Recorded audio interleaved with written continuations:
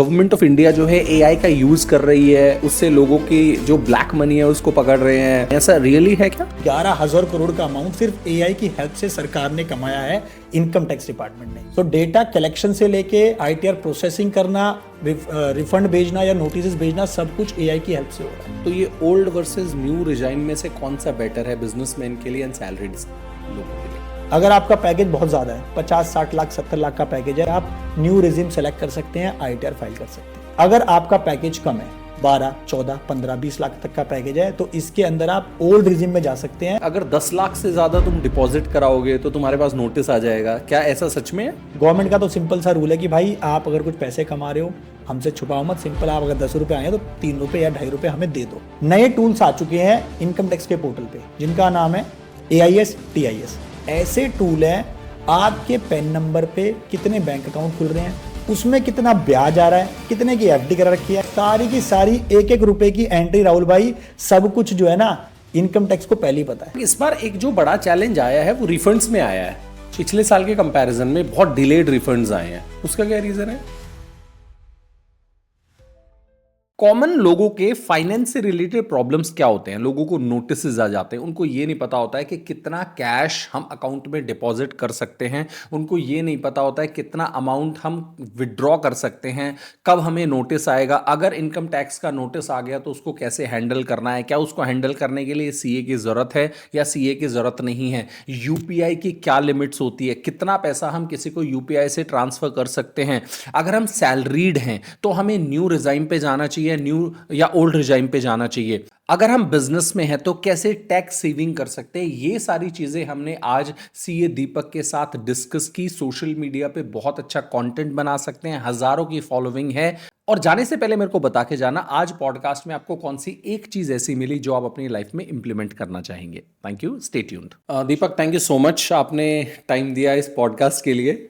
भाई टाइम तो आपने दिया, I think, and thanks for inviting me, and I am sure आज के पॉडकास्ट से बहुत कुछ हम लोग डिस्कस करेंगे, सॉल्यूशंस निकालेंगे कुछ। श्योर। दीपक, सबसे पहले तो एक जो ग्रेव इशू है उसकी बात करते हैं। सोसाइटी में ना अभी बहुत ज़्यादा डर है AI को लेके कि AI जो है, गवर्नमेंट ऑफ इंडिया जो है AI का यूज़ कर रही है, उससे लोगों की जो ब्लैक मनी है उसको पकड़ रहे हैं, या लोगों को नोटिस भेजे जा रहे हैं, जिन लोगों ने गड़बड़ की है उनको AI कैच कर रहा है, टैक्स नोटिस जा रहे हैं। ऐसा रियली है क्या? हाँ बिल्कुल है राहुल जी। एक्चुअली अभी रिसेंटली क्या हुआ है, यू वोंट बिलीव कि AI की हेल्प से, the kind of AI tools that is used by the income tax department, उसकी हेल्प से government have the revenue of around 11,000 crore additional revenue आया है उनको। अब आप सोच सकते हो 11,000 करोड़ का अमाउंट सिर्फ AI की हेल्प से सरकार ने कमाया है, इनकम टैक्स डिपार्टमेंट ने। और जो आज के टाइम में डेटा कलेक्शन से लेके ITR प्रोसेसिंग जितनी भी की जा रही है ना, वो सब AI की हेल्प से की जा रही है। इस बारे में लोगों को पता ही नहीं है। डेटा कलेक्शन मतलब, जैसे कि स्टार्टिंग में आपने सुना होगा कि आपको अपने पैन को लिंक कराना है बैंक अकाउंट से, फिर पैन को आधार से लिंक कराना है, फिर मोबाइल नंबर लिंक कराना है, फिर पैन आधार आपस में लिंक कराना है। तो दिस वाज द इनिशियल जो एक स्टेप होता है ना, गवर्नमेंट ने वो लिया था पहले कि सब चीजें लिंक कराओ। उसके बाद अगर आप 1 रुपए की भी ट्रांजेक्शन करोगे ना, तो आपके पैन पे इनकम टैक्स को रिफ्लेक्ट हो जाएगी, पता चल जाएगी। This is all done by AI only. और इससे हजारों क्या लाखों लोगों को रिसेंटली अभी पिछले 6 महीने में, 8 महीने में दुनिया भर के नोटिस गए हैं, एंड गवर्नमेंट हैज रिकवर्ड मतलब करोड़ ऑफ अमाउंट, जैसे मैंने बताया। और अभी इसके ऊपर और भी काम किया जा रहा है, बिकॉज अगर आपके पैन पे सिंगल आप ट्रांजेक्शन भी करते हो, जैसे लोग कहते हैं कि इनकम टैक्स को क्या पता चलेगा। एग्री, कैश की ट्रांजेक्शन को अगर आप छोड़ दो, लेकिन जो डिजिटल ट्रांजेक्शन है उनको कैसे छुपाओगे यार? जो आपके बैंक अकाउंट्स में ट्रांजैक्शन आ रही है, आप UPI से दुनिया भर की लाखों करोड़ों की एंट्रीज ले रहे हैं, दे रहे हैं, उसको कैसे छुपाओगे? तो दिस इज ऑल इज सब कुछ देखा जा रहा है, रिव्यू किया जा रहा है इनकम टैक्स डिपार्टमेंट के द्वारा। सो डेटा कलेक्शन से लेके ITR प्रोसेसिंग करना, रिफंड भेजना या नोटिस भेजना, सब कुछ AI की हेल्प से हो रहा है। अच्छा, तो मान लो किसी को नोटिस आ जाता है, तो नोटिस में तो डर लगता है किसी को, तो सबसे पहले क्या स्टेप्स लेने चाहिए? नोटिस आता है तो कैसे उसको हैंडल करना चाहिए? CA का इन्वॉल्वमेंट जरूरी है उसमें? डेफिनेटली राहुल जी, इसके अंदर देखिए प्रोफेशनल की हेल्प तो आपको लेनी पड़ेगी। आई एग्री कि गवर्नमेंट ने काफी सिंप्लीफाइड चीजें कर दी हैं, जैसे भी नए रूल्स आ गए हैं, नए फॉर्म्स आ गए हैं, तो बंदा खुद भी ITR फाइल कर सकता है, आई एग्री। लेकिन उसके लिए भी अगर नोटिस आते हैं तो आपको एक प्रोफेशनल की हेल्प तो लेनी ही पड़ेगी, आप खुद कुछ नहीं कर पाएंगे। लेकिन अगर आप खुद एज अ सेल्फ इसके बारे में स्टेप लेना चाहते हो, तो सबसे पहले क्या करना है, आजकल एक तो फेक जो है स्कैम्स और बहुत ज़्यादा चल रहे हैं। तो आपने सबसे पहले ये देखना है कि आपके पास इस तरह का इनकम टैक्स डिपार्टमेंट से स्पेसिफिक incometax.gov.in से ईमेल आया हो, पहले आपने ये चेक करना है। ऐसे ही कोई मैसेज चेक करना है, क्योंकि अगर कोई फेक आया होगा, कुछ स्पैम में ईमेल होगा, तो आप उसके चक्कर में फंस सकते हैं। दूसरा, आपने अपने इनकम टैक्स के पोर्टल पे लॉगिन करके देखना है, वहां पे बहुत सारे ऑप्शंस होते हैं, ई प्रोसीडिंग्स में जाके पता लग जाएगा कि नोटिस एक्चुअली में मेरे को आया कि नहीं आया। और अगेन टेक्निकल चीजें इसके अंदर आती है कि भाई किसके रिगार्डिंग नोटिस हैं। जैसे भी रिसेंटली डिपार्टमेंट ने बहुत सारे लोगों को पकड़ा जो लोग अपनी सैलरी के अंदर ना फेक डिडक्शंस दिखा रहे थे, पॉलिटिकल पार्टी की डिडक्शन दिखा दी और डिडक्शन क्लेम कर लिया, आईटीआर में रिफंड क्लेम कर लिया। तो इस चक्कर में नोटिस आ रहे हैं। तो पहले एक एक स्टेप आपको यही लेना है कि पहले आप रिव्यू करें, देखिए कि कहां से मेल आया, फिर पोर्टल पे चेक करें, फिर उसके बाद देखिए कि आपको नोटिस किस कैटेगरी का आया। अब राहुल जी, इसके अंदर भी नोटिस अलग अलग कैटेगरी के हैं कि आपको रिफंड को लेकर नोटिस आया है, या आपका कोई बैंक अकाउंट वैलिडेट नहीं है उसके लिए नोटिस आया है, या आपका कोई कैश डिपॉजिट को लेकर नोटिस आया है, या यूपीआई ट्रांजैक्शन ज्यादा कर दी उसको लेकर नोटिस आया। तो मल्टीपल ऑप्शन है। एक सोशल मीडिया पे जो दीपक भाई बहुत ज़्यादा न्यूज़ हम देख रहे हैं कि अगर 10 लाख से ज़्यादा तुम डिपॉजिट कराओगे तो तुम्हारे पास नोटिस आ जाएगा, क्या ऐसा सच में है? नहीं, ये आधे अधूरी इन्फॉर्मेशन है। सच्चाई ये है कि देखिए, as per income tax rules या एज पर जो नए हमारे ड्राफ्ट रूल्स अभी आने वाले हैं 2025 1 अप्रैल 26 से एप्लीकेबल होने वाले हैं, आपका सेविंग अकाउंट है, आपका करंट अकाउंट है, आप जितना मर्जी चाहे जमा कराओ, कोई रोक थोड़ी रहा है आपको। भाई बैंक वाला ये थोड़ी कह देगा नहीं आपने 10 लाख से 11 लाख जमा करा रहे हो, भाई क्यों करा रहे हो, वो आपसे he will never ask a question. ऐसे ही कोई भी बैंकिंग लॉ, कोई भी आरबीआई का लॉ, कोई भी इनकम टैक्स डिपार्टमेंट ये मना नहीं करता है कि आपको 10 लाख से ऊपर का कैश आप जमा नहीं करा सकते। आपका अकाउंट आप जितना मर्जी जमा कराओ, लेकिन इसके अंदर क्या है, इसमें यहां पर एक रिपोर्टिंग रखी गई है। रिपोर्टिंग क्या है, बैंक को ये रिस्पॉन्सिबिलिटी दी है कि बैंक को आपको यह बताना है कि जिस पर्सन के खाते में 10 लाख से ज्यादा का कैश डिपॉजिट होगा, हम उसको हाई वैल्यू ट्रांजैक्शन मानते हैं, हम उसको एक रिपोर्टेबल ट्रांजैक्शन मानते हैं। तो उस पर्सन का पैन नंबर, अकाउंट नंबर आपको हमें बताना है। इनकम टैक्स डिपार्टमेंट बैंक को यह रिस्पॉन्सिबिलिटी देता है। तो अगर आप 10 लाख से ज्यादा का कैश डिपॉजिट कर सकते हैं, तो वो एक रिपोर्टेबल कैटेगरी में आ जाता है, जिसको अगर मैं इनकम टैक्स की लैंग्वेज में बोलूं उसको कहते हैं एसएफटी, स्पेसिफाइड फाइनेंशियल ट्रांजैक्शन। तो अगर आप ये ट्रांजैक्शन करोगे तो आप रिपोर्टेबल कैटेगरी में आ गए। इसका मतलब इनकम टैक्स को ट्रिगर करेगा, यार इस पर्सन ने 10 लाख से ज्यादा का कैश जमा कराया, चलो अब इसकी छानबीन करो, अब इसकी डिटेल देखो, इसने आईटीआर फाइल करी है कि नहीं करी, नहीं करी है तो उसके अगेंस्ट में क्या एक्शन लिया जा सकता है, वो सब चीजें। जी, ओके, तो नोटिस भी आएंगे फिर? हाँ डेफिनेटली नोटिस भी आएगा और दुनिया भर का हर्जाना देना पड़ेगा आपको। नोटिस किस लिए आएगा, मान लो आप, मोस्टली हमारे इंडिया के अंदर क्या करते हैं, हम लोग आईटीआर फाइल करते हैं जहां तक हमें टैक्स ना देना पड़े, कि भाई अभी जो पिछले साल की हमारी आईटीआर गई 7 लाख तक आपको कोई टैक्स नहीं पे करना, तो लोग क्या करते हैं 6,95,000 6 लाख की आईटीआर फाइल कर देते हैं। अब बाद में पता लगता है कि उन्होंने एक्चुअल में अपने अकाउंट में कैश डिपॉजिट किया हुआ 12 लाख रुपए, तो नोटिस नहीं आएगा। डिपार्टमेंट क्या सोचेगा, भाई कुछ तो गड़बड़ है दया। इसका मतलब क्या है कि आप आईटीआर तो भर रहे हो 6 लाख की और 12 लाख आपके कैश डिपॉजिट है, ऐसे कैसे पॉसिबल है।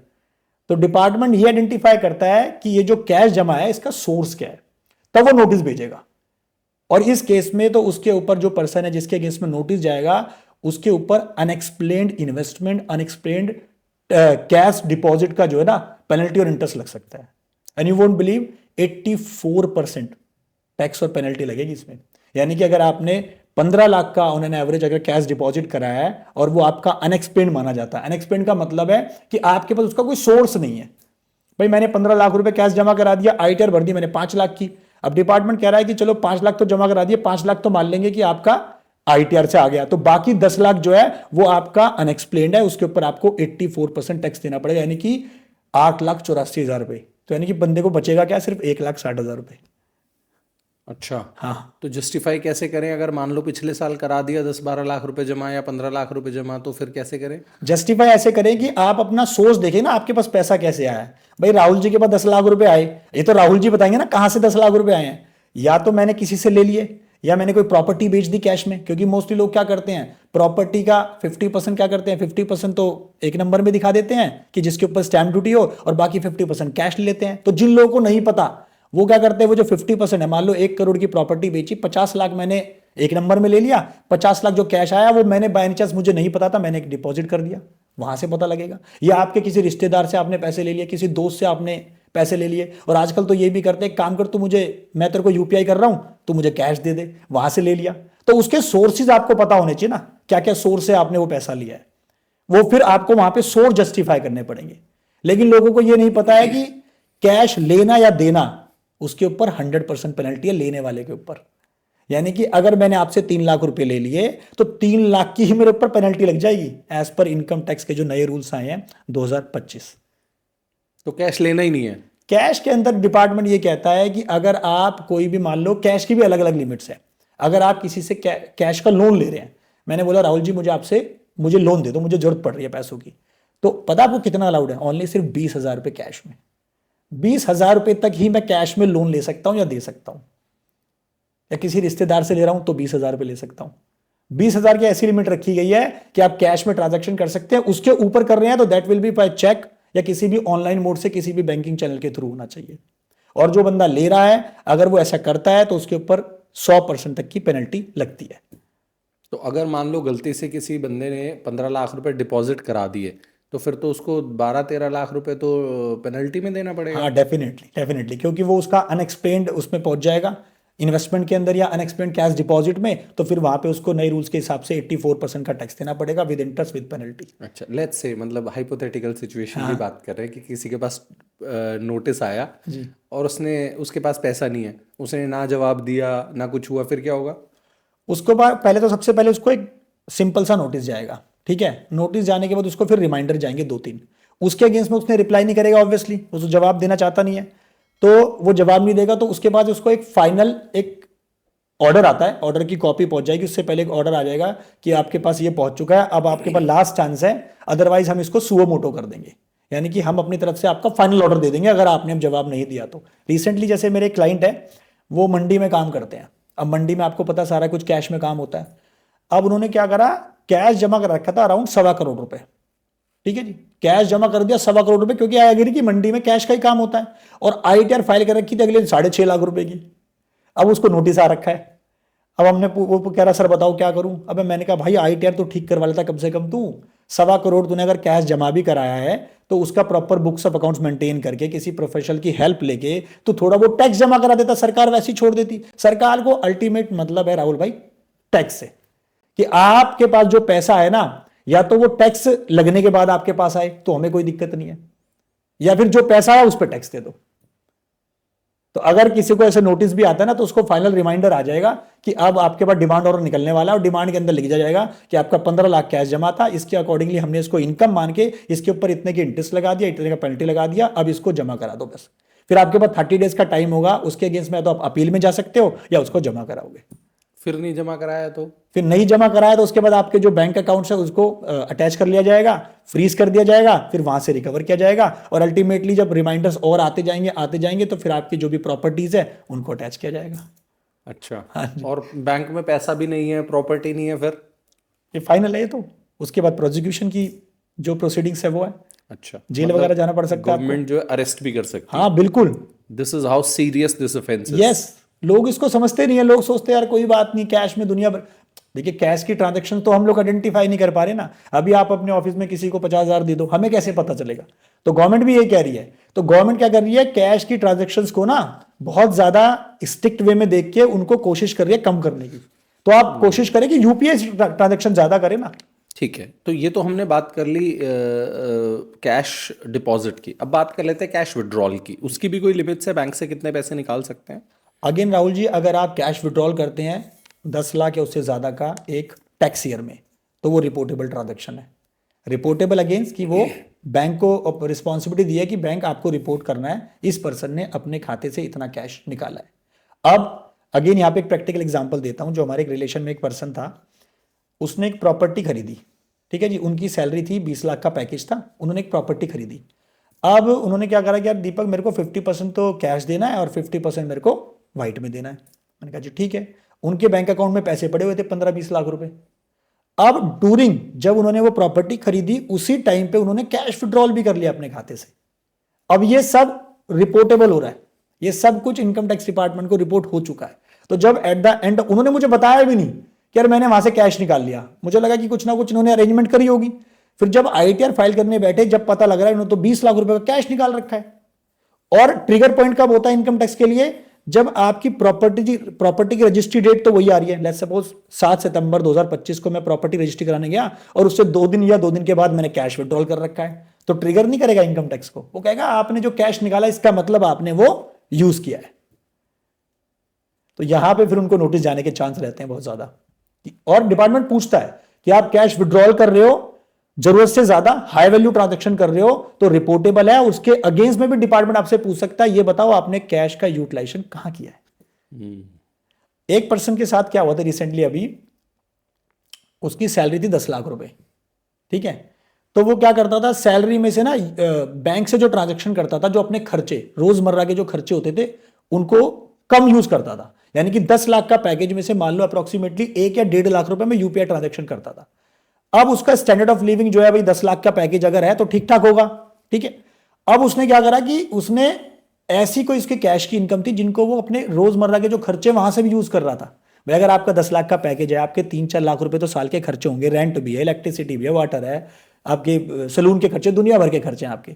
तो क्या हुआ उस केस के अंदर कि भाई 10 लाख के पैकेज में से 1.5 लाख रुपए अगर यूपीआई हो रहा था तो बाकी इसका मतलब उसके पास ऐसी कैश की इनकम थी जो उसने ना तो रिपोर्ट करी इनकम टैक्स को और वो उस कैश को यूज कर रहा था अपने रोजमर्रा के खर्चे के लिए।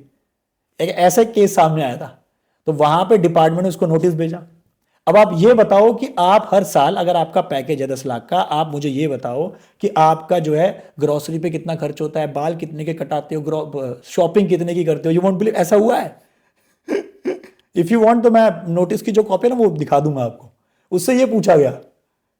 इसका मतलब आप जो है मतलब ऐसा कुछ रेशियो डिसाइड करें कि भाई मेरे पास जो बैंक में पैसा आ रहा है, जो मैं अपने खर्चे कर रहा हूं वो सारे बैंकिंग के थ्रू ही करूं, क्योंकि डिपार्टमेंट ऐसा मान सकता है। देखो डिपार्टमेंट प्रिज्यूम करेगा, प्रूफ का जो आपको जो प्रूफ करना है ना वो आपको करना है। डिपार्टमेंट तो नोटिस भेज देगा हमें ऐसा लगता है, अब उनको लगता है तो आप उसको वो करो, उनको सेटिस्फाई करो।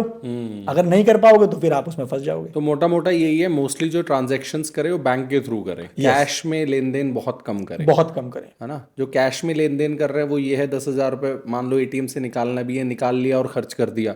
बट ऐसा नहीं होना चाहिए, कैश कहीं से आ रहा है उसको यूज कर रहे हैं और आप मैनेज कर रहे हैं। सैलरी क्लास के तो स्पेसिफिक, क्योंकि भी सैलरी में पैसा अकाउंट में आ रहा है, 20 लाख का पैकेज है, 30 लाख का पैकेज है, 50 लाख का पैकेज, सब कुछ अकाउंट में आ गया तो अकाउंट से ही रोटेट करो, अकाउंट से ही पे करो, अकाउंट से ही लो।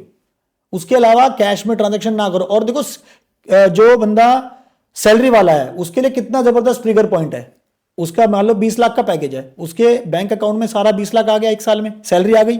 अब उसके अलावा मान लो उसने 5 लाख रुपए कैश और जमा करा दिया, वो कहां से आया उसके पास, है ना ट्रिगर पॉइंट। भाई तूने तो 20 लाख की सैलरी ले ली, अब ये जो 5 लाख जमा हुआ है ये कहां से आए तेरे पास, डिपार्टमेंट पूछ सकता है। अब इसके डिपार्टमेंट जो है, अब जो हम एआई के बारे में बात कर रहे थे, डिपार्टमेंट इसके ऊपर इतनी तेजी से काम कर रहा है। अब जो लोग ये ट्रांजैक्शन छुपाते थे कि मेरी सैलरी की इनकम आ गई, इसके अलावा मेरा कुछ 2, 4, 5, 6 लाख कैश जमा है, वो नहीं दिखाते थे, वो इग्नोर कर देते थे लोग अभी। लेकिन अब वो भी काउंटेबल हो सकता है फ्यूचर में। डिपार्टमेंट इतनी तेजी से अपने एआई टूल्स पे काम कर रहा है। ओके यस, अभी तो हम बात कर रहे थे कैश डिपॉजिट और कैश विड्रॉल की जी। अब आप बोल रहे हो कि सारे पेमेंट्स जो है वो यूपीआई से करो, तो यूपीआई से कितने पेमेंट्स करने हैं उसकी भी लिमिट्स हैं? हाँ डेफिनेटली। अगर आप अगेन इसमें 2 चीजें, अगर आप एक सैलरीड क्लास पर्सन हो, एक बिजनेसमैन हो, तो दोनों के बारे में अलग अलग बात करते हैं। पहले बात करते हैं सैलरी वाले के लिए कि भाई अगर आपका मान लेते हैं 25 लाख का पैकेज है, आपके अकाउंट में 25 लाख रुपए आ गए। अब आप यूपीआई के थ्रू कोई भी ट्रांजेक्शन कर रहे हो, आप अपने अकाउंट से पेमेंट कर रहे हो, उसमें दिक्कत नहीं है। आप अपने अकाउंट में पेमेंट ले रहे हो, उसमें दिक्कत है, क्योंकि आप आज के टाइम में दुनिया भर के यूपीआई एप्स यूज करते हो, पेटीएम, फोन पे, गूगल पे, ये सब यूज कर रहे हो। अब 20 लाख के अलावा आपके अकाउंट में मान लेते हैं राहुल जी से एक पर्सन ने पैसे ले लिए, 1 लाख रुपए अपने अकाउंट में ट्रांसफर करा लिए। अब उसको खुद ये चेक करना है कि यार वो जो 1 लाख रुपए आए हैं क्या वो मेरा लोन है, या मेरी कोई फ्रीलांसिंग की इनकम हो सकती है, या मैंने अपने पापा से लिया, अपनी मदर से लिया, अपने दोस्त से लिए हैं। उसको अकॉर्डिंगली पूरे साल के एंड में, जैसे टैक्स ईयर अभी 25-26 चल रहा है, जब 25-26 खत्म हो जाएगा तो अप्रैल में उसको या तो खुद ये कैलकुलेशन करनी है, किसी की प्रोफेशनल की हेल्प लेनी है, अपना बैंक अकाउंट सामने रखना है, उस पर चेक करना है कि क्रेडिट मेरा कितना है। भाई 25 लाख के पैकेज में अगर आपका 10 लाख रुपए यूपीआई से और आ गया है, वो 10 लाख रुपए क्या है ये तो आपको खुद आइडेंटिफाई करना पड़ेगा ना। ये वो 10 लाख में मेरे 2 लाख मेरी मदर ने दिए, 2 लाख मेरे भाई ने दिए, मेरी बहन ने दिए, उसको आइडेंटिफाई करना है। और अगर सैलरी वाले के लिए उसकी सैलरी के अलावा उसके खाते में 20 लाख से ज्यादा का यूपीआई क्रेडिट हुआ है सैलरी के अलावा।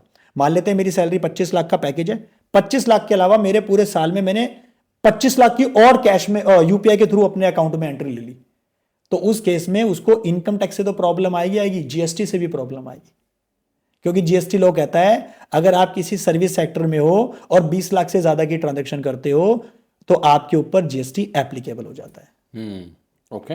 यस अभी बात कर लेते हैं हम न्यू रिजाइम की। जी।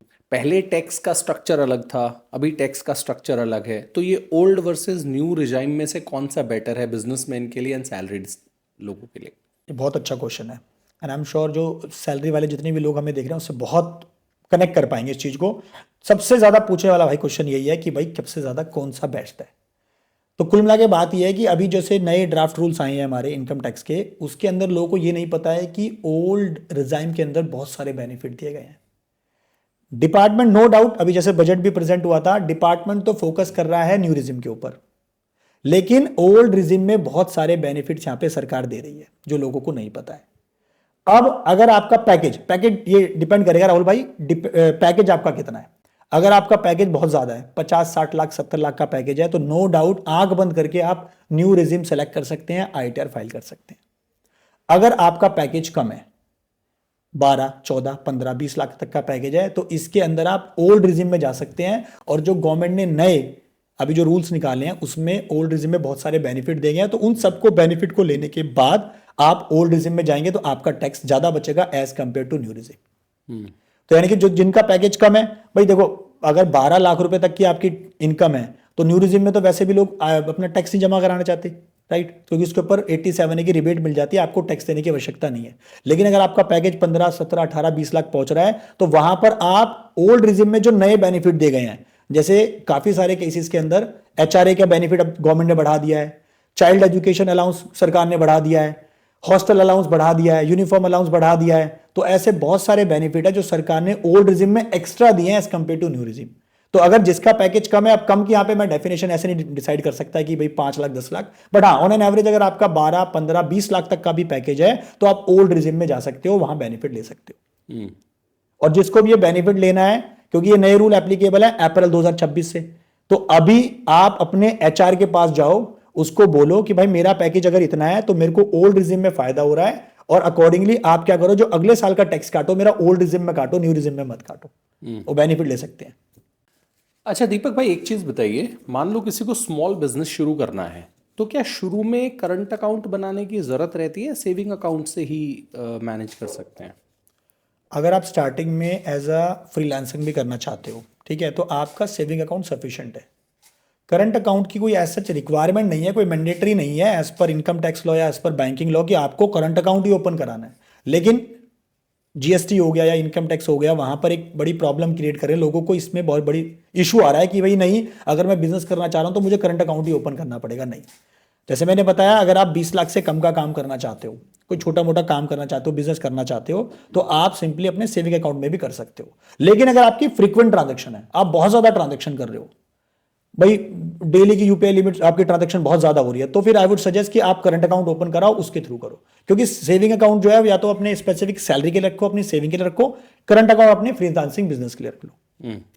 लेकिन अगेन वहां पे प्रॉब्लम आती है, फिर उसका आपको एवरेज जो मिनिमम बैलेंस है वो मेंटेन करना पड़ेगा, वहां प्रॉब्लम आती है, तो लोग इसलिए करंट अकाउंट खुलाने में थोड़ा वो करते हैं। करंट अकाउंट कोई मैंडेटरी नहीं है, अगर आप जीएसटी में जाओगे तो ही आपको करंट अकाउंट ओपन कराना है।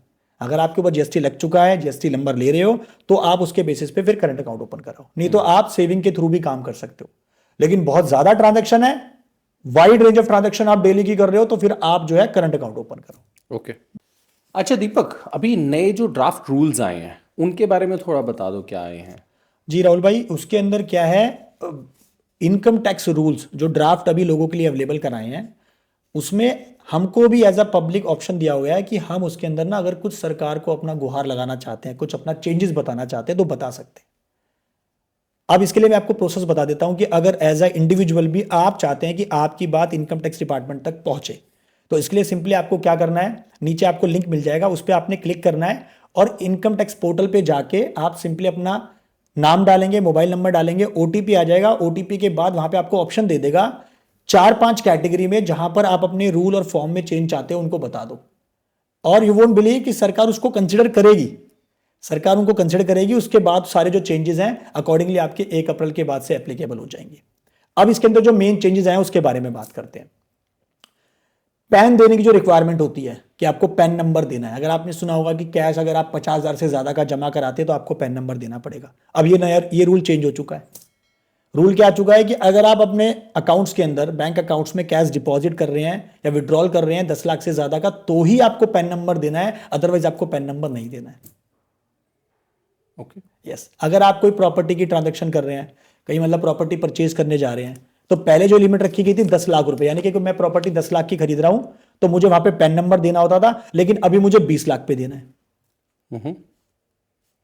इसके अलावा अगर मैं कोई मोटर व्हीकल परचेज करता हूं, कोई भी 4 व्हीलर, कोई भी गाड़ी खरीदता हूं या कोई भी टू व्हीलर खरीदता हूं, पहले ये रिक्वायरमेंट होती थी पैन नंबर देने की कि 2 लाख से ज्यादा की अगर आप कोई गाड़ी खरीदते हो या कोई बाइक खरीदते हो तो आपको बाइक तो पहले तो एक्सेप्ट, मतलब बाइक जो थी वो एक्सेप्शन में रखी हुई थी कि बाइक खरीदोगे 2 लाख से ज्यादा की तो आपको पैन नंबर नहीं देना। गाड़ी ऑब्वियसली 2 लाख रुपए गाड़ी कौन सी आती है आज के टाइम में, तो रूल्स के अंदर ये था कि 2 लाख से ज्यादा की खरीदोगे तो आपको पैन नंबर पहले देना होता था। अब इस लिमिट को बढ़ा के सरकार ने कर दिया 5 लाख रुपए, यानी कि अगर मैं आज के टाइम पे कोई भी 5 लाख से ज्यादा की कोई बाइक खरीदना चाहता हूं, गाड़ी खरीदना चाहता हूं, तो मुझे वहां पे पैन नंबर देना पड़ेगा।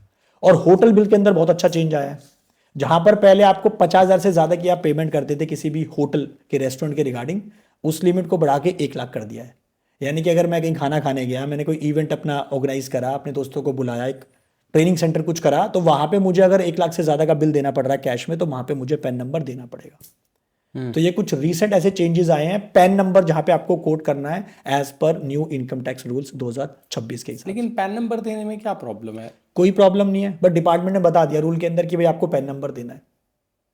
क्योंकि देखो पहले भी जो लोग जितनी भी ट्रांजेक्शन करते थे, चाहे 10,000 की करें, 20,000 की करें, पैन तो गवर्नमेंट ने मैंडेटरी बना ही दिया है एक तरह से देखा जाए तो पैन नंबर आप कोड कर दो, उसमें कोई प्रॉब्लम नहीं है। लेकिन आप इसके पीछे का ना गवर्नमेंट का वो समझो, इंटेंशन समझो। इंटेंशन क्या है?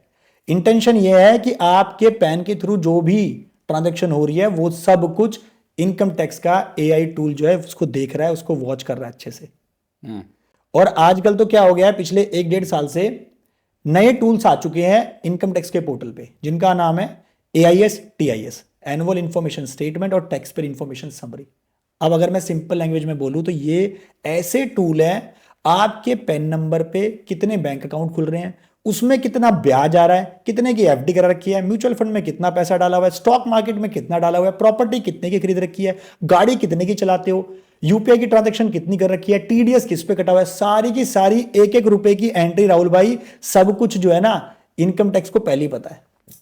वो सब कुछ पोर्टल पे, आप लॉगिन करने बैठोगे, लॉगिन करोगे, आपका पैन नंबर जैसे ही खुलेगा, कंप्लायंस पोर्टल पे जाओगे, सब कुछ दिख जाएगा। तो ये AI की हेल्प से तो क्या उन्होंने सब कुछ आ जाएगा। तो ये नए रूल्स के अंदर भी डाल दिया गवर्नमेंट ने। अगर कोई भी ट्रांजैक्शन करेगा, कुछ भी करेगा, डिपार्टमेंट तो ये कहता है कि आप 10 लाख से ज्यादा का कैश जमा करा रहे हो तो आपको जो है उसके बाद रिपोर्टिंग होगी।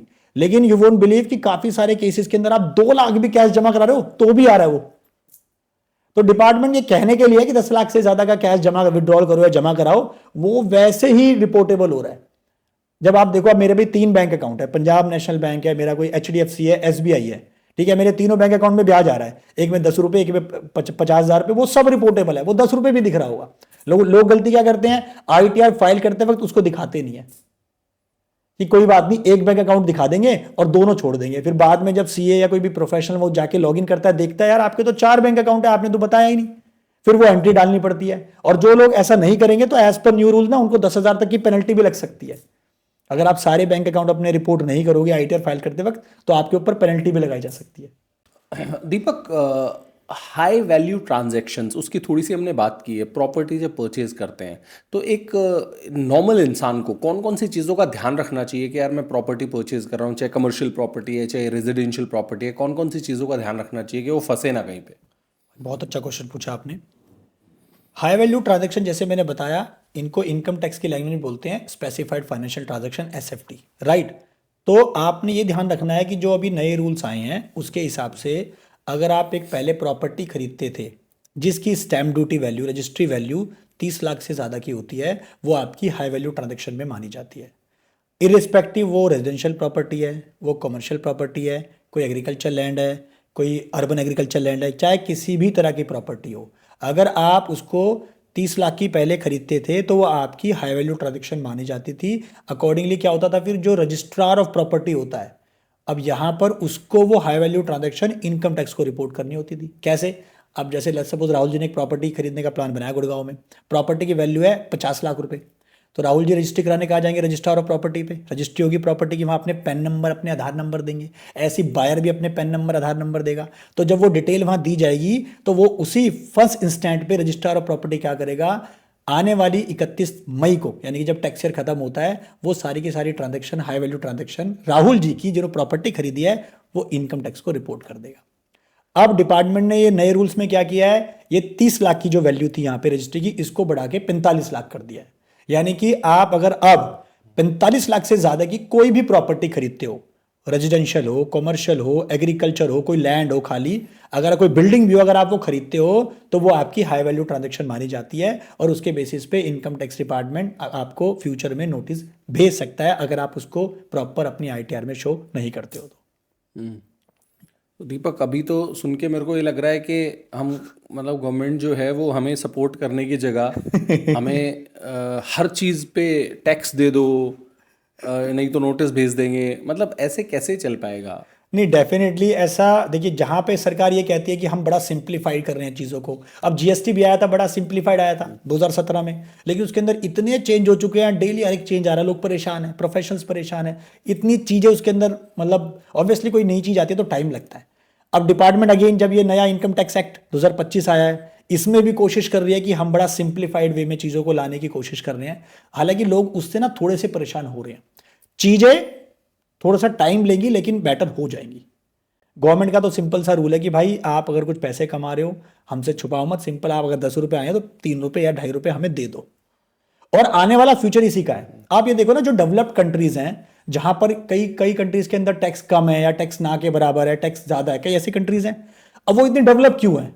क्योंकि वहां पे अगर गवर्नमेंट टैक्स कलेक्ट भी कर रही है तो they are utilising for the public welfare. अब यहां पे होता तो है, बट करप्शन इस लेवल का है, कहां से यूज करें बताओ भाई। मिनिस्टर्स हैं, कुछ भी हैं, ऑफिशियल्स हैं, गवर्नमेंट ऑफिशियल्स हैं, कहीं ना कहीं इन्वॉल्व ऐसे है कि भाई लोग इतना परेशान है कि वो जो पैसे आ रहे हैं वो कहीं ना कहीं यूज हो रहे हैं। लोगों को तो ऐसा लगता है ना कि हम तो इतना सारा टैक्स भर रहे हैं और वहाँ पे 250 करोड़ के एमएलए एमपी बिक रहे हैं। Yes, right. तो लोगों को, मुझे जो लगता है दीपक, टैक्स भरने में प्रॉब्लम नहीं है। प्रॉब्लम ये है यार, टैक्स मैं भर रहा हूँ, वहाँ पे 250 करोड़ का एमएलए बिक रहा है, वहाँ पे उनको रिजॉर्ट्स में ले जाके 200 करोड़ रुपए में खरीद देखो रहे हैं। इंडिया की ये तो प्रॉब्लम है, इसमें कोई दो राय नहीं है, करप्शन इतना है, लेकिन हाँ फिर भी थोड़ा बहुत चीज़ें कंट्रोल में है आई गेस, और कंट्रोल में गवर्नमेंट अभी करेगी। अब आई डोंट नो अभी फ्यूचर में, हम किसी पॉलिटिकल पार्टी को देखो सपोर्ट नहीं करते, फ्यूचर में किसको आने वाला कि हमें नहीं पता, बट हाँ from a citizen of India perspective, एक जो हम टैक्स पे करते हैं तो उसका टैक्स का यूटिलाइजेशन अपने को मिलना चाहिए। जैसे इंफ्रा बन रहा है, नो डाउट रोडवेज अच्छे बन रहे हैं, तो ये तो एक सहूलियत मिली है, कहीं ना कहीं दिख जाता है चलो यार कहीं तो पैसा कहीं अच्छे से यूटिलाइज हो रहा है।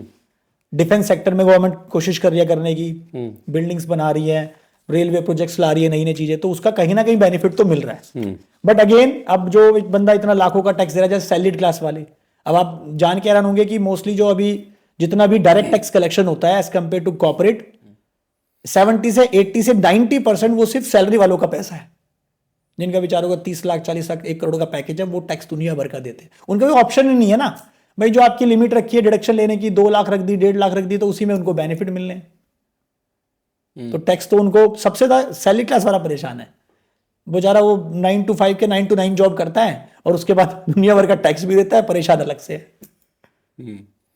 और बिजनेस में तो लोगों को खुद से लिबर्टी होती है खर्चे दिखाने की, और बहुत सारे केसेस ऐसे होते हैं जिसमें लोग अपने पर्सनल लाइफ के खर्चे भी बिजनेस में दिखा रहे होते हैं। दिखाते हैं, बट दिस इज रॉन्ग, ऐसे नहीं करना चाहिए।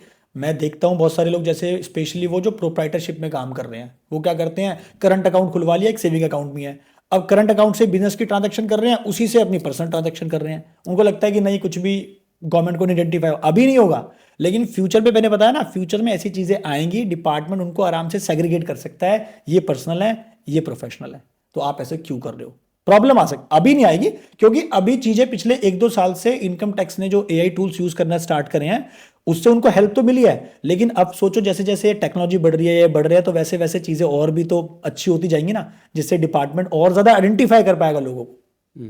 अब कितने सारे जो केसेस हैं, अभी गवर्नमेंट ने कैंपेन चला रखे हैं, गवर्नमेंट ने ऐसे कैंपेन चला रखे हैं कि आपको मैसेज जाता रहेगा, आपका टीडीएस इतना कटा है, आपने आईटीआर फाइल करी, तो ये बाय डिफॉल्ट जाते रहते हैं लोगों को, लोग वहीं पे डर जाते हैं, अरे मुझे तो नोटिस आ गया, मुझे मैसेज आ गया। वो इसलिए वो आपको दिखा रहे हैं कि पोर्टल पे जाके चेक कर लो चीजें सही है कि नहीं है। फिर ये मत कहना साल खत्म होने के बाद जब टैक्स देने की बारी आएगी, नहीं यार ये तो पता नहीं कैसे कर लिया हमने, ये तो पूछना चाहिए था, किसी प्रोफेशनल की हेल्प लेनी चाहिए थी। तो पहले ही ना, मतलब पहले से प्री प्लान कर लो चीजों को, अगर आप ऐसे कर रहे हो। और मैं तो ये रिकमेंड करता हूं कि आप किसी प्रोफेशनल की हेल्प जरूर लो। अच्छा दीपक, इस बार एक जो बड़ा चैलेंज आया है वो रिफंड्स में आया है। पिछले साल के कंपैरिजन में बहुत डिलेड रिफंड्स आए हैं, उसका क्या रीजन है? उसका रीजन पहले हम ये समझते हैं कि पिछले साल जब सरकार ने फाइनेंशियल ईयर 23-24 की आईटीआर लोगों ने भरी थी ना, यू वोंट बिलीव कि 7 दिन में, 2 दिन में, 5 दिन में लोगों को रिफंड मिल गए थे आईटीआर भरने के। अगर किसी का 50,000, 1 लाख, 1.5 लाख का भी रिफंड है तो भी उनको बहुत जल्दी मिल गए थे। अब इसका जो सबसे बड़ा यहाँ पे स्ट्रगल रहा है, सबसे बड़ा जो चैलेंज रहा है, वो ये रहा है कि लोगों ने जो आईटीआर फाइल करी, आईटीआर फाइल करते हुए डिपार्टमेंट ने एक तो फॉर्म चेंज कर दिए। डिपार्टमेंट ने क्या करता था, पहले जो इन्फॉर्मेशन पहले आपसे थोड़ी सी मांगी जाती थी वो ज्यादा मांगने लग गया। मतलब जो सैलरीड क्लास के लोग हैं मोस्टली उन्होंने रिफंड क्लेम करे हैं। तो डिपार्टमेंट ये चेक कर रहा है कि जो आपने रिफंड लिया है कहीं वो कुछ फेक चीज दिखा के तो नहीं लिया है। मान लो आपकी सैलरी 20 लाख का पैकेज है जी, और आपने डिडक्शन दिखाई है फॉर्म 16 में 1 लाख की, लेकिन जब आपने आईटीआर फाइल कर ली तो डिडक्शन आपने बढ़ा के 1 लाख से 2 लाख दिखा दी। तो डिपार्टमेंट यहां पे आइडेंटिफाई कर रहा है, क्योंकि ये नए जो फॉर्म्स आए थे ना पिछले साल से, डिपार्टमेंट ने उनके अंदर ये चीजें मांगी गई आपसे कि अगर आप मान लो कोई एलआईसी की पॉलिसी का प्रीमियम पे कर रहे हैं, बच्चे की एजुकेशन फीस का बेनिफिट लेना चाहते हैं, तो अब आपको वहां पे उनका रिसिप्ट नंबर डालना पड़ेगा, प्रीमियम का रिसिप्ट नंबर डालना पड़ेगा, होम लोन है उसकी लोन अकाउंट नंबर डालना पड़ेगा। तो वहां पे डिपार्टमेंट उनको क्रॉस चेक कर रहा है थर्ड पार्टी से। आपने एचडीएफसी बैंक का लोन ले रखा है तो एचडीएफसी से पहले वेरीफाई करेगा, उसके बाद आपको रिफंड देगा। पिछले साल तक ये नहीं था, क्योंकि नए जो रूल आए थे, जो नए फॉर्म्स बने थे, वो 24-25 में एप्लीकेबल हुए थे, इसलिए वहां पे एक सबसे बड़ा रीजन था कि रिफंड आया था। लेकिन अब और भी लोगों के रिफंड इस बार डिले हो रहे हैं। यू वोंट बिलीव कि 4-4, 6-6 महीने से लोगों का रिफंड नहीं आया है। उसका सबसे बड़ा जो पॉइंट है वो ये है राहुल भाई, कि लोगों ने क्या कर रखे हैं, पिछले साल के कंपैरिजन में रिफंड अमाउंट ज्यादा क्लेम कर लिया। भाई मेरा टीडीएस कटा हुआ था मान लेते हैं 5 लाख रुपए, 5 में से जब मैंने आईटीआर फाइल करी तो रिफंड बना दिया 4 लाख का, फेक चीजें दिखा के। जैसे रिसेंटली अभी बहुत सारे लोगों को नोटिस गया था, फेक पॉलिटिकल पार्टी डोनेशंस जिन लोगों ने क्लेम की थी आईटीआर में, बहुत हजारों करोड़ का स्कैम भी पकड़ा गया इसके अंदर, जो बहुत सारे इन्वॉल्व थे। इसके अंदर कुछ प्रोफेशनल्स भी इन्वॉल्व थे, तो वो उनको आइडेंटिफाई करा, तब पता लगा ये तो जो उसने फेक दिखा रखा है, इसको अब जो है रिफंड नहीं मिलेगा, इसको पकड़ो। और दूसरा, जिस पर्सन का भी हाई वैल्यू रिफंड है और जिसकी आईटीआर रिस्क मैनेजमेंट सिस्टम में चली गई है, रिस्क मैनेजमेंट प्रोसेस में चली गई है इनकम टैक्स के, तो उस केस में उसका रिफंड डिले हो सकता है, और हो सकता है कि अगेंस्ट रिफंड आए, नोटिस आ जाए फ्यूचर में। ये सबसे बड़े रीजन है कि रिफंड इस बार डिले हो रहे हैं। वंडरफुल दीपक भाई, एक रैपिड फायर राउंड करते हैं, ठीक है जी? फटाफट से क्वेश्चंस पूछूंगा और बिना सोचे समझे आपको आंसर करना है ना। सबसे बड़ी टैक्स गलतियां लोग क्या करते हैं? खुद कोशिश करते हैं आईटीआर फाइल करने की। Okay, yes. उससे क्या प्रॉब्लम्स होते हैं? प्रॉब्लम ये होती है ना, आप अपने 1000-2000 बचाने के चक्कर में फिर आप नोटिस आया था फ्यूचर में, आपको ये नहीं करना चाहिए था, वो नहीं करना चाहिए। जैसे रिफंड में लोगों का हमारा डिस्कशन था, रिफंड में इतने लोगों ने गलती करी, अब हमें फोन करके पूछ रहे हैं सर अब ये रिफंड क्यों नहीं आ रहा बताओ। भाई आपने आईटीआर किस हिसाब से भरी है हमें नहीं पता ना, तो किसी प्रोफेशनल, किसी जिम्मेदार आदमी से आपसे अगर आईटीआर भरवाते तो ज्यादा रिस्पॉन्सिबल होता। ठीक है, एक ऐसा टैक्स मिथ जो आप ब्रेक करना चाहते हैं? एक ऐसा टैक्स मिथ, लोग डर बहुत जल्दी जाते हैं, अगर नोटिस भी आ गया तो डर जाते हैं। ऐसा कुछ नहीं है, डरने की जरूरत नहीं है। आप पहले उसको आइडेंटिफाई करो, प्रोफेशनल की हेल्प लो कि क्या रीजन है। डरना नहीं है, क्योंकि डिपार्टमेंट सिंपली ने नोटिस भेजता है तो आपसे कुछ इंफॉर्मेशन चाहता है वो, तो इंफॉर्मेशन चाहने में और डिमांड पास करने में, डिमांड बढ़ाने में बहुत बड़ा फर्क है। तो डरना नहीं है, कोई भी नोटिस आएगा तो। ठीक है, cash versus online transaction, scrutiny किसमें ज्यादा होती है? Cash versus online transaction, scrutiny तो ऑब्वियसली ऑनलाइन ट्रांजेक्शन में ज्यादा होती है। कैश तो तब होता है जब आपका अगर कैश पकड़ा जाए, आपके घर पे मान लो कोई रेड हो गई या कोई सर्च हो गई, इन्वेस्टिगेशन हो गई, तो कैश वहां पकड़ा जाए, वो भी वंस इन अ वाइल होता है, तो जाके फिर प्रॉब्लम आती है कैश में, जहां पे 100% पेनल्टी लग सकती है। Okay, yes. एक एडवाइस जो आप किसी सैलरीड पर्सन को देना चाहते हैं? ये एक बहुत बड़ा मिथ था कि वो ओल्ड रिजिम में आईटीआर ना फाइल करे।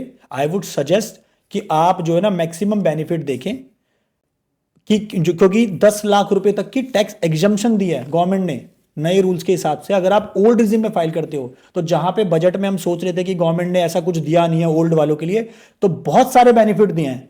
तो आप उनको कैलकुलेट करो, किसी प्रोफेशनल की हेल्प लो कि भाई मेरे लिए ये बेनिफिट है कि न्यू रिजिम बेनिफिट है। बट अगर मैंने अगेन बताया कि आप ओल्ड रिजिम में जाओगे तो वहां पे आपको ज्यादा बेनिफिट मिल सकते हैं। जैसे सब एक एग्जांपल देता हूं, जैसे एचआरए का था। एचआरए पहले 50% होता था अगर आप 4 स्टेट्स में हो, दिल्ली, चेन्नई, इन सब में। लेकिन अभी जो इसके अलावा 4 स्टेट ऐसे हैं, हैदराबाद, अहमदाबाद, बेंगलुरु और एक स्टेट और है, उनमें 40% से बढ़ा के 50% एचआरए एग्जम्पशन दे दिया है। तो वो बेनिफिट दे दिया है। बच्चे के लिए जहां पे चाइल्ड एजुकेशन जो आपका 100 रुपए पर चाइल्ड एग्जम्पशन मिलती थी, 3,000 रुपए, 100 रुपए से बढ़ा के 3,000 रुपए कर दिया है। कितना फर्क है। जो मील मिलता था सैलरीड क्लास वालों को कि भाई मील का एग्जम्पशन, मील कार्ड मिलते हैं जितने भी एमएनसीज में काम करते हैं, उनको 50 रुपए पर मील का पहले बेनिफिट मिलता था। अब पता कितना हो गया वो, 200 रुपए पर मील हो गया है। अगर मैं इसकी कैलकुलेशन भी करूं ना, तो अप्रोक्सीमेटली 80,000 टैक्स बचता है पिछले साल के कंपैरिजन में, जो पिछली एग्जम्पशंस थी। तो एक ये सबसे बड़ा प्रॉब्लम है कि आप ओल्ड रिजिम में बेनिफिट ले मैक्सिमम अगर आपको मिलते हैं तो। Thank you brother. मतलब इस पॉडकास्ट में हमने बहुत सारी चीज़ें डिस्कस की हैं, not only for salaried people but for business people also. Right. So thank you so much, आपने टाइम दिया एंड आई एम श्योर ये लोगों के लिए बहुत हेल्पफुल होने वाला है, मेरे लिए भी बहुत हेल्पफुल होने वाला है। And thank you for the people who watch this podcast till the and. आपके पास बहुत सारे पॉडकास्ट, बहुत सारी और चीज़ें देखने का ऑप्शन था, बहुत सारा कंटेंट ऑनलाइन डिजिटल प्लेटफॉर्म्स पे अवेलेबल है, रील देख सकते थे, कुछ भी देख सकते थे। But by watching this podcast specially till the end, आपने अपने आप को मैसेज दिया है that I want to make myself better, Right. I want to make my financial health better. So you are actually one of those 1% people जो अपने आप को बेटर बनाना चाहते हैं। So thank you so much for watching this podcast till the and. अगला podcast मुझे किसके साथ करना चाहिए, गेस्ट का नाम बताते जाना। और अभी तक अगर सब्सक्राइब नहीं किया इस चैनल को तो कर लेना। दीपक भाई के पेजेस की डिटेल्स भी आपको डिस्क्रिप्शन में दे रहे हैं, follow that also, he makes amazing content too. Thank you so much.